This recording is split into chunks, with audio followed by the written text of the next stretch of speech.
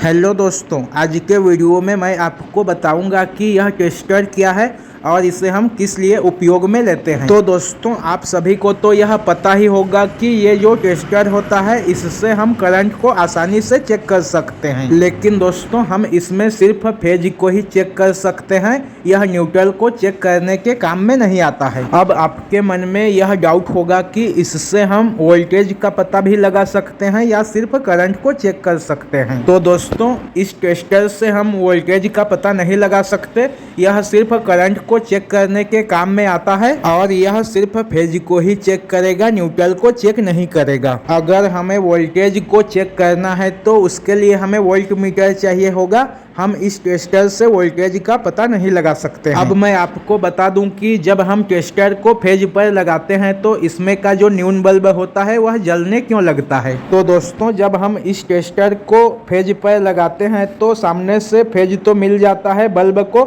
लेकिन हमें पीछे से अर्थिंग देना होता है। जब हम टेस्टर के पीछे वाले भाग को हाथ से छूते हैं तभी यह बल्ब जलता है, नहीं तो यह बल्ब नहीं जलता है। क्योंकि सामने से फेज तो मिल जाएगा टेस्टर के बल्ब को, लेकिन उसे अगर न्यूट्रल या फिर अर्थिंग नहीं मिलेगा तो इसका बल्ब नहीं जलेगा। इसलिए जब हम इस टेस्टर को न्यूट्रल के तार पर लगाते हैं तो इसका बल्ब नहीं जलता है, क्योंकि सामने से उसे न्यूट्रल मिलता है और पीछे से हाथ की सहायता से अर्थिंग मिलता है। और आपको तो यह पता ही होगा कि न्यूट्रल और अर्थिंग एक ही है, लगभग एक समान ही है, दोनों एक ही जैसा काम करता है। इसलिए हम इस टेस्टर से न्यूट्रल को चेक नहीं कर सकते, सिर्फ फेज को ही चेक कर सकते हैं। और अगर हमें वोल्टेज का पता लगाना हो तो उसके लिए हम वोल्ट मीटर का यूज कर सकते हैं। वोल्ट मीटर में दो तार होता है, एक को हमें न्यूट्रल में लगाना है और दूसरे को हमें फेज पर लगाना है, तब आपको वोल्टेज का पता चल जाएगा।